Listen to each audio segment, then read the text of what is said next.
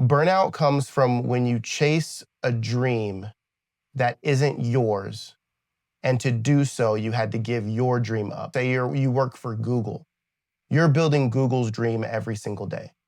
And in exchange for you building Google's dream, you receive money to let go of your dream. What is up, everyone? I wanted to make a quick video to anybody that's facing burnout or is just like exhausted or wants to give up. And this is coming from someone who's been there before, who frequents that area a lot. I have a thing where I see a lot of like motivational videos from people who have made it big, right? They have the millions in their bank account. They have, the cars, the everything. And I'm like, well, it's easy to talk this motivation when you've done it and you've made it through and you realize that there's a light at the end of the tunnel. And I found light at ends of tunnels, but I haven't found the light at the end of the tunnel where I can just sit back and I'm good. I'm still grinding every single day. I still do the mundane things. I don't have these assistants lined up. I don't have the fanciest vehicles. I don't have the nicest houses.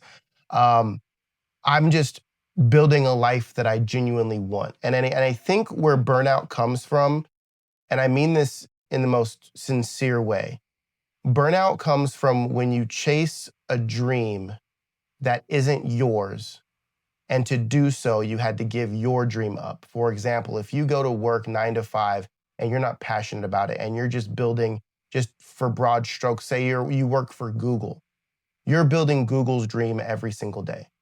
And in exchange for you building Google's dream, you receive money to let go of your dream. Does that make sense?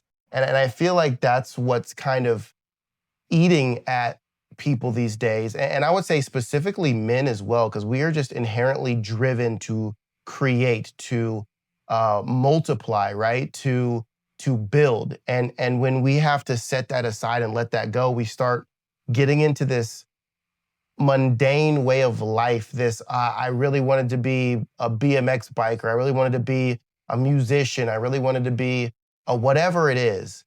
But this person is going to pay me X amount of money to not do that.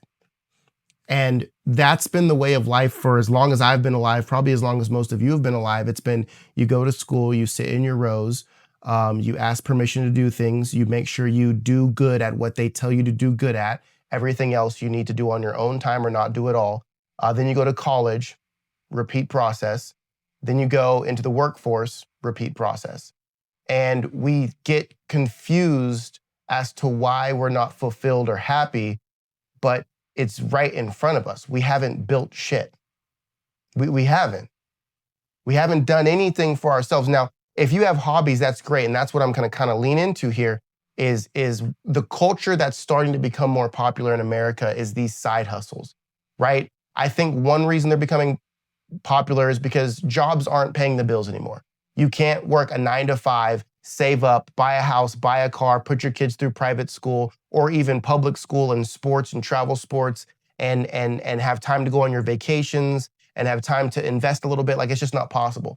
So a lot of people now have been forced to go do their job, but then also do some side hustle. We have, firefighters and policemen that have lawn care companies. We have business executives that are also having to pull out their, a second mortgage to dabble in real estate to try and get a real estate portfolio that they can then cash in and make some extra money to do the fun things.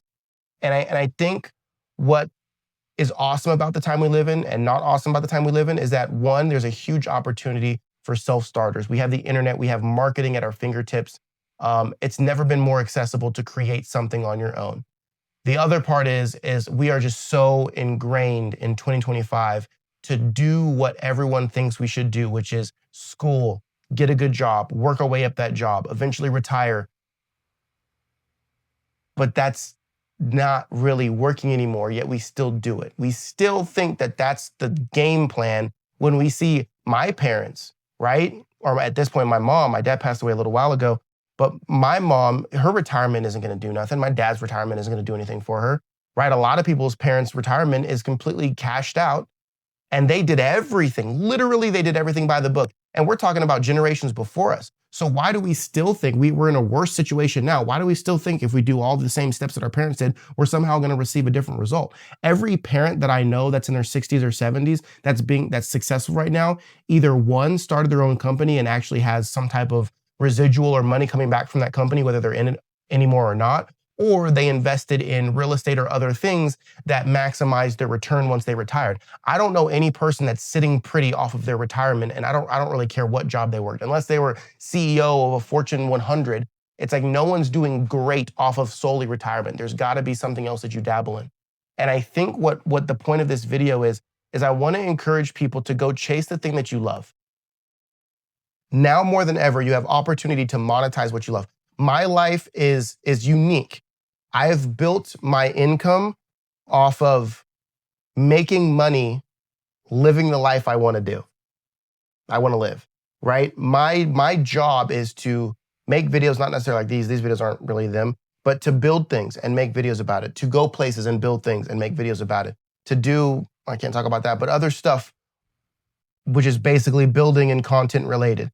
That's my job. I said, I love to create things and I love to teach people how to create things. How do I make money off of teaching people how to create things? Now, back when I started this, people were like, dude, that's the dumbest thing you could ever, like, you're not gonna make money off that. You're not freaking HGTV, right? And people would look at me being crazy, but in the end, I saw an opportunity and I went for it in the face of being stupid. I mean, I was stupid. I'm lucky that the stupid paid off, but I was stupid. But I took that risk and now I'm not living lavish, but I'm doing what I want to do every day. I wake up and I do what I want to do. I wake up and I have ideas and then I go make those ideas happen and then I get money to make those ideas happen. So like imagine whatever your hobby is, whether you ride a scooter or you like to go cycling or whatever else, imagine waking up and your thing is like, I have to go do the thing I love so I can make money. That's where I want people to get in life. Too many of us wake up and we just immediately we're like, I got to do this, I got to do this, I got to do this, I got to do this, so that some other person can make a fat stack of cash and I can pay my bills. It's really messed up when you think about it. And we can blame the rich and we can blame the politicians. We can blame anybody we want. But the only person that I'm going to blame is me. And the only person that you should blame is you, because that business didn't ask you to get that job. You went out seeking for a job. They gave you the job, right? There's always going to be people that work jobs. That's the way the world works. That's not a bad thing. A lot of people just want to do that. That's totally fine. But for the rest of us, and you probably clicked on this video if you are the other portion of America, where you are looking for something that's fulfilling. You would take a pay cut if you could do something you were passionate about. You would make $50,000 less a year if you could wake up every day and get paid to do what you love. That's where I landed. I was like, listen, I would rather be broke on my terms than rich on theirs. So let's roll. Let's go get it. And I think if you're working corporate, if you're working in a job that you hate, but you got to work the job, don't go quit your job.